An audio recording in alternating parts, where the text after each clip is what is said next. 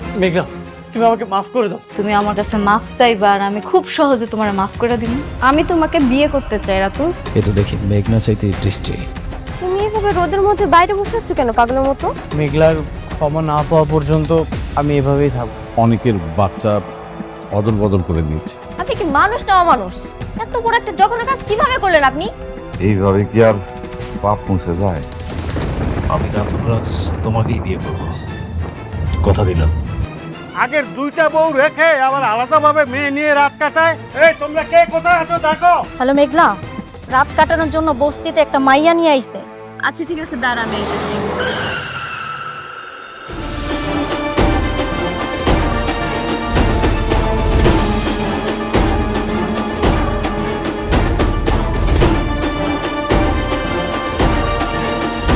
বাহ, এরা তো আমগো পুরান মানুষই।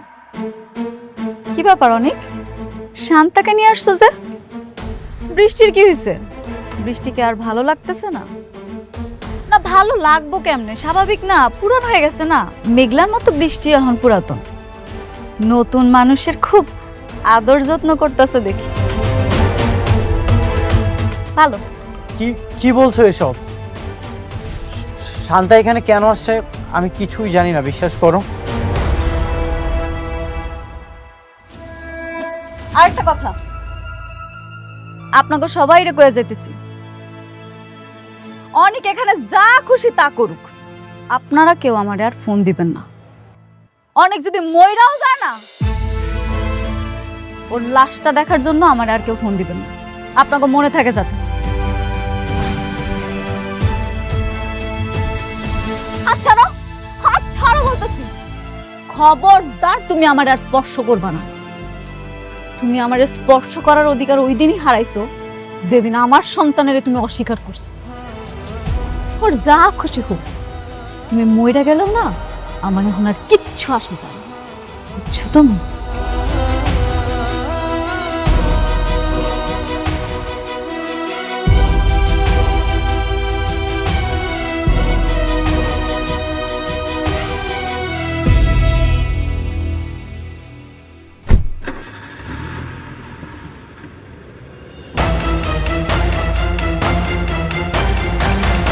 তুই কি চাস? কি হলো, চুপ করে আছিস কেন? তুই কেন আমার সাথে ঝামেলা করতেছিস বল।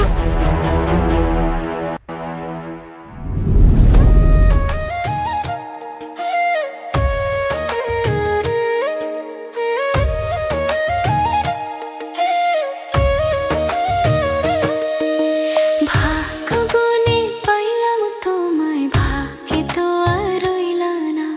দুঃখে আমার বুক ভেসে যায়, সুখের দেখা হইল না। তবু আমি তোমার আশায় কাঁদি দিবারাত সুখে থেকো, ভালো থেকো গরি ঘরে রাজপুত্রে। ও সুখে থেকো, ভালো থেকো গরি ঘরে রাজপুত্রে।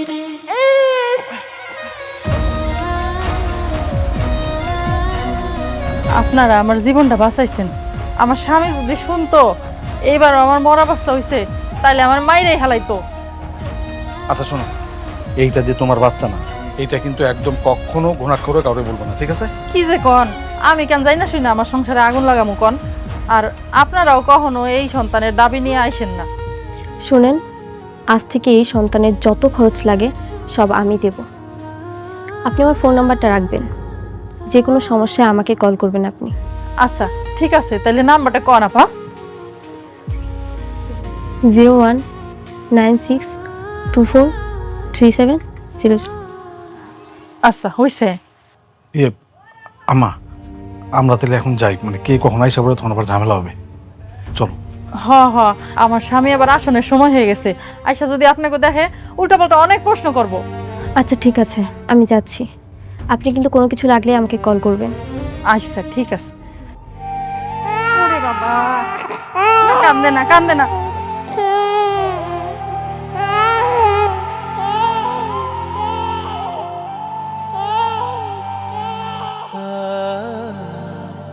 কেন বাবা কান্দে না।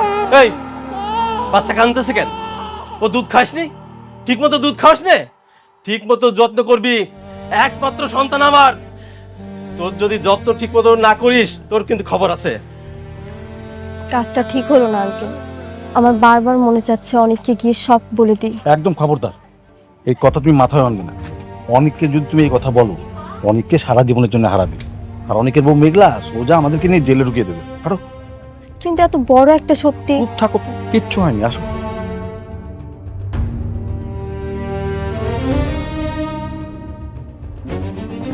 ওঠো, ওঠো, ওঠো।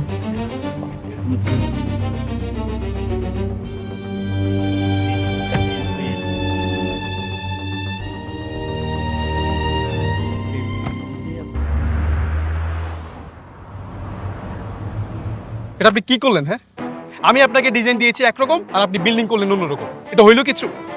আমি আপনাদেরকে বলে রাখি, আমি ঠিক যেই ডিজাইনটা দিয়েছি আমার ঠিক সেটাই চাই। বুঝতে পারছেন আপনারা? যান কাজ যান।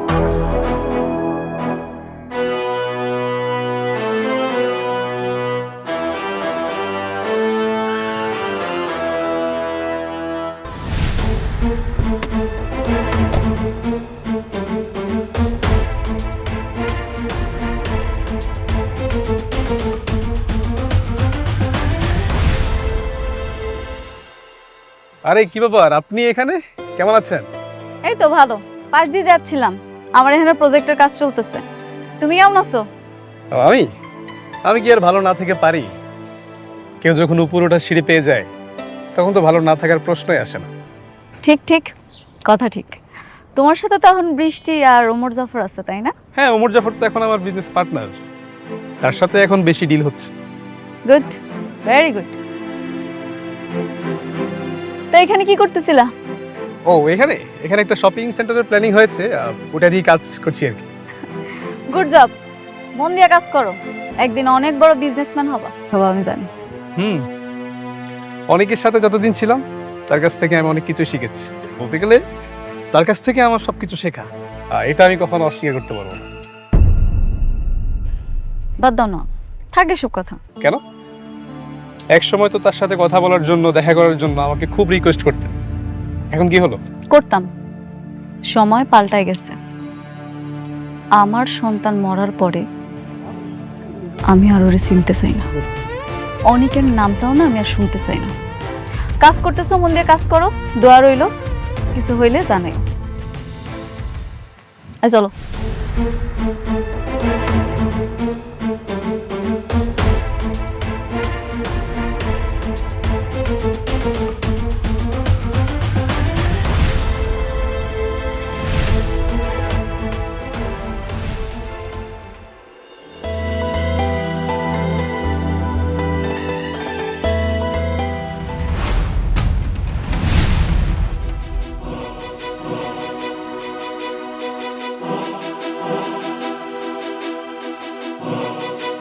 তুমি আমার অ্যাপয়েন্টমেন্ট ছাড়া আমার চেম্বারে বসে থাকার সাহস তোমার কে দিল? মেঘলা, তুমি আমাকে ভুল বুঝতেছো। সেদিন আমি শান্তাকে নিয়ে আসিনি। ঠিক তুমি চলে যাওয়ার পরে ও স্বীকার করেছে এই সব কিছু রাতুলের চক্রান্ত। তা আমি কি করব? আমার এগুলো সময়তে আসছো কেন? তুমি কি ভাবছো আমি শালিমা চৌধুরী? তোমার মতো সস্তা বস্তি মার্কা লোকের কথা শোনার কোনো সময় আমার কাছে নাই। এই তুমি জানো না, তোমারে দেখলে আমার মৃত বাচ্চার কথা মনে পড়ে যায়। তারপর তুমি কেন আসো আমার কাছে? বারবার বলছি না তুমি আসবা না? কারণ আমি চাই না তুমি আমার থেকে দূরে থাকো। আমি তোমারে ভুল বুঝিনি। তোমারে দেখলে আমার খালি কোলটা উপহাস করে। তুমি আমার সন্তানের খুনি।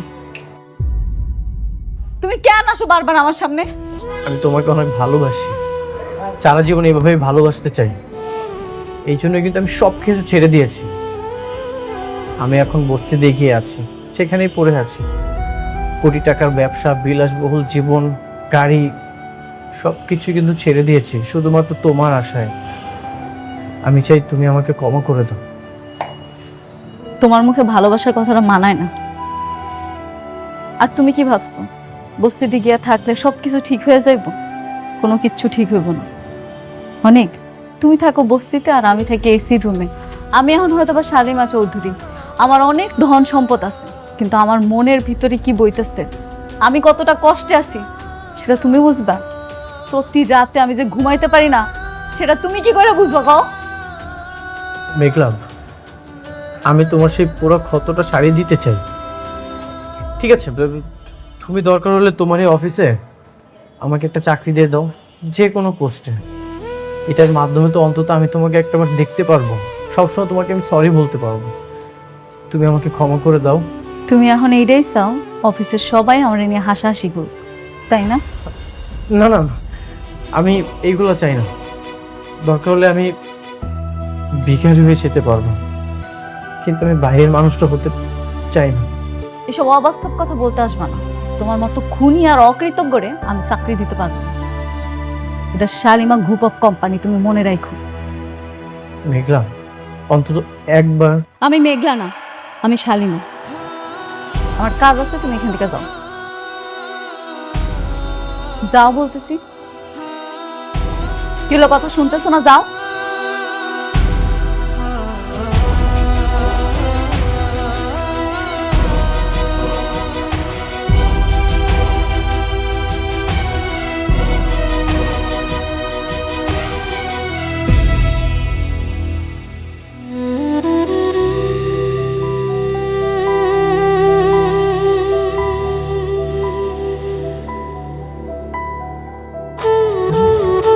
এই একটু দাঁড়াও তো।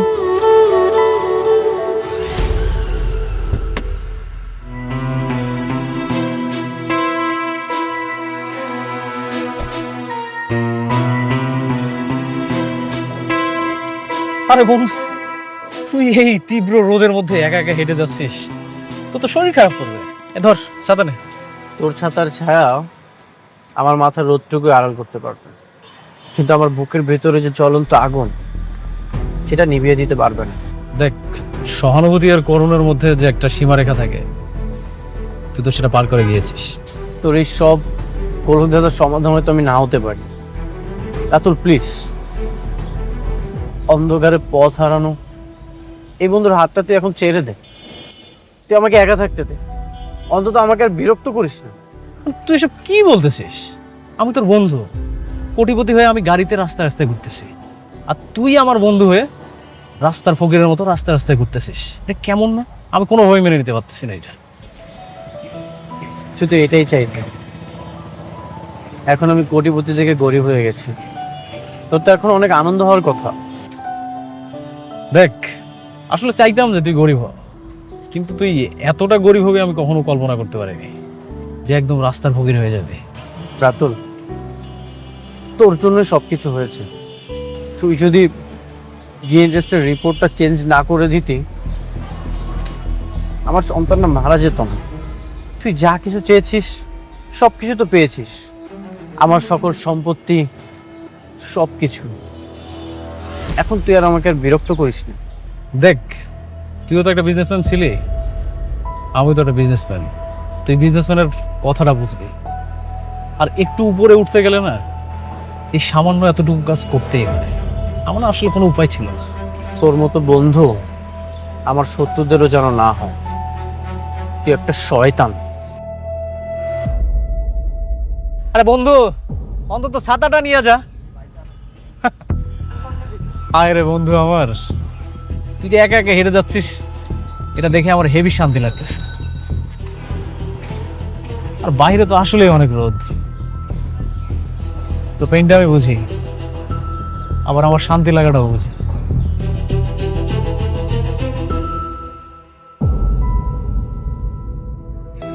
মারে দেখ তো, ঠিক আছে না?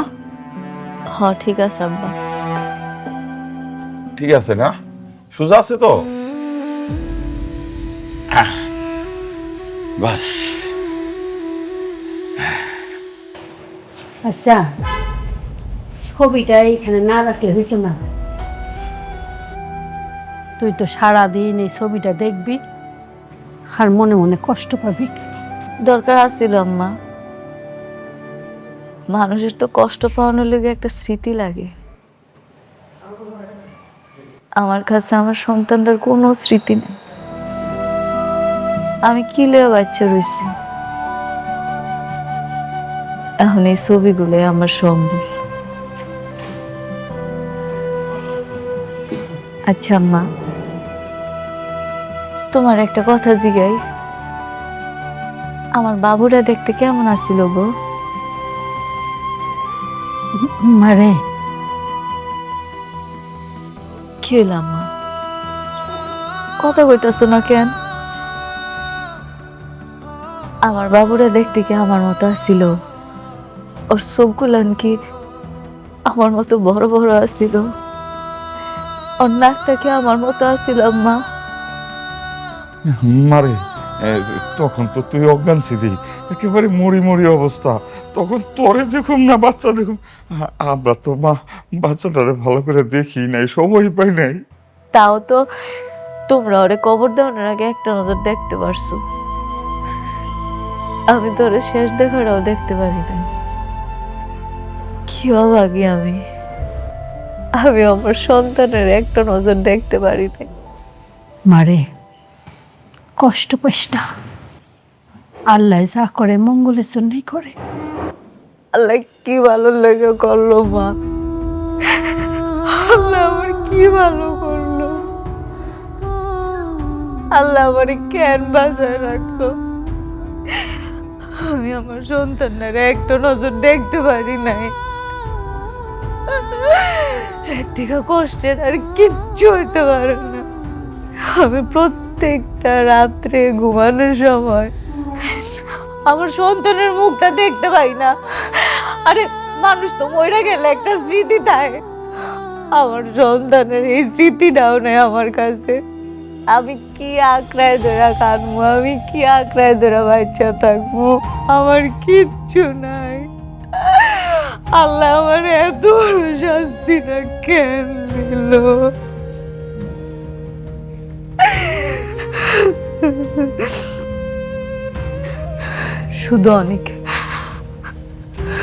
শুধু অনেকের কারণে আমি আমার সন্তানটারে শেষ দেখাটা দেখতে পারি নাই।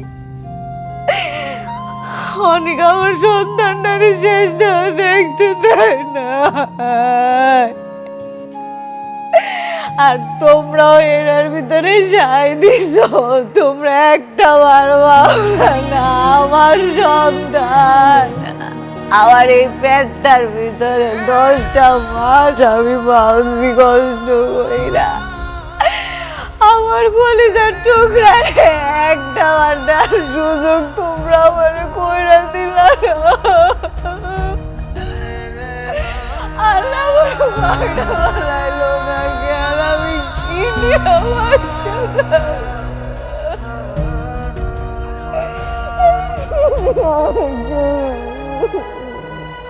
কিছুই শেষ হয়নি বাবা। বাচ্চাটা এত সুন্দর, একদম অনেকের মতো চেহারা। মা, এখন এসব বলে কি হবে বল? সন্তানকে তাদের বাবা মার কাছে তো আমরা ফিরিয়ে দিতে পারবো না। বাবা, তুমি একবার ভেবে দেখো, আমার সন্তান হবে না, এটা শুনে আমার কত কষ্ট। আর যার সন্তান হয়েছে, জীবিত আছে, তবুও তার সন্তানের কাছে যেতে পারছে না, তাহলে তার কত কষ্ট। কষ্ট আমারও লাগছে, আমি তোর কষ্টটা বুঝতে পারছি, কিন্তু মা দোয়া কর যাদের কাছে সন্তানটা আছে তারা যেন তাকে সুন্দরভাবে মানুষ করতে পারে, ভালোভাবে লেখাপড়া করাতে পারে। দোয়া করিস আর সবসময় খেয়াল রাখিস। আমি অনেকের এত কষ্ট দেখেও কিছু বলতে পারছি না। আমার যে কি কষ্ট হচ্ছে বাবা, আমি তোমাকে বলে বোঝাতে পারবো না। আমি বুঝতে পারছি রে মা, দেখ চেষ্টা করে দেখ অনেককে এ বাড়িতে আনা যায় কিনা, তাহলে অন্তত অনেকের কষ্টটা কমবে। ঠিক আছে মা, মন খারাপ করিস না, আল্লাহ সব ঠিক করে দেবে।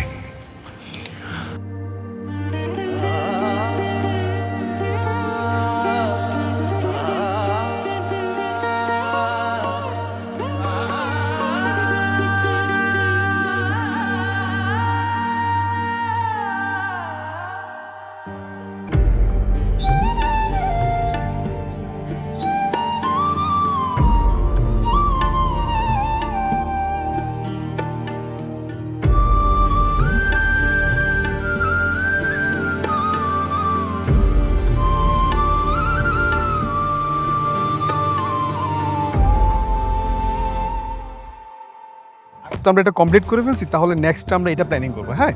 আর এই দিকটা যেটা আছে, তাহলে সেটা আমরা সামনের মান্থে শুরু করবো। ওকে।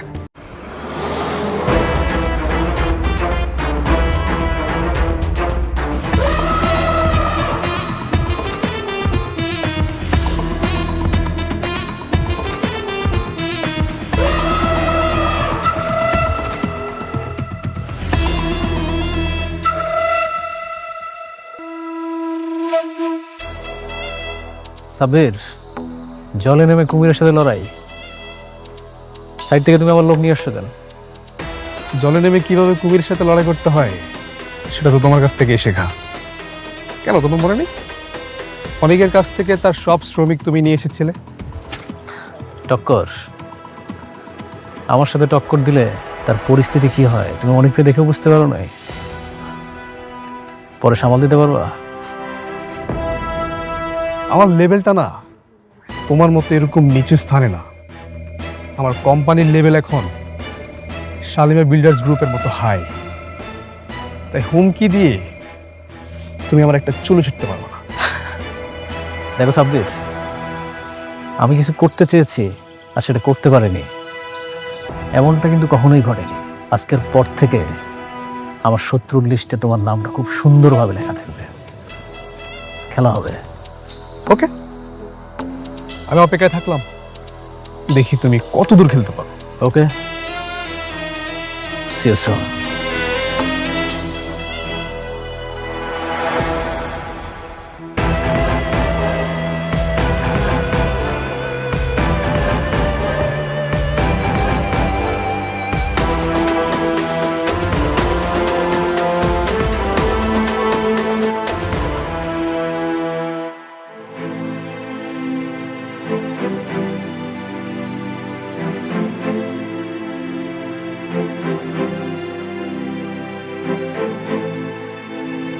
এর আগে চাকরির অভিজ্ঞতা আছে? জি ম্যাম। দেখুন, শালিমার গ্রুপের প্রধান শর্ত হচ্ছে নম্রতা এবং ভদ্র ব্যবহার। আপনাকে এটা মেনটেন করতে হবে। আমি আমার সর্বোচ্চ চেষ্টা করব স্যার। আশা করছি কোনো ধরনের অনিয়ম হবে না। Thank you. আপনার কাজ হইতেছে আমি যা কিছু করি সব কাজের আপডেট রাখা। বলতে পারেন আপনি আমার অ্যাসিস্ট্যান্ট। জি ম্যাম, বুঝতে পেরেছি। ম্যানেজার কেউ? জি ম্যাম। তাহলে আপনার চাকরিটা কনফার্ম করা হইলো, কালকে থেকে জয়েন করেন। Thank you so much. ঠিক আছে, আপনি এবার আসতে পারেন। Thank you. আসসালামু আলাইকুম।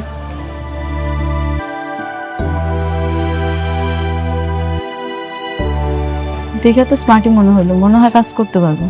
আমার তো ধারণা ম্যাডাম।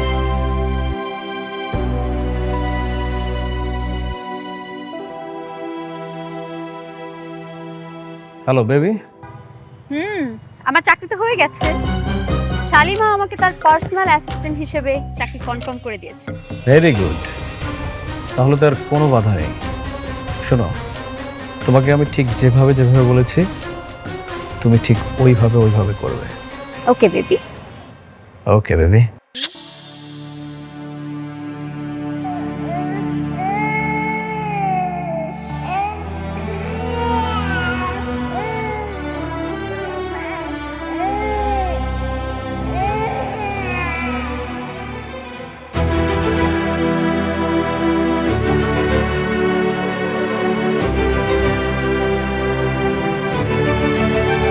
আপনি কে?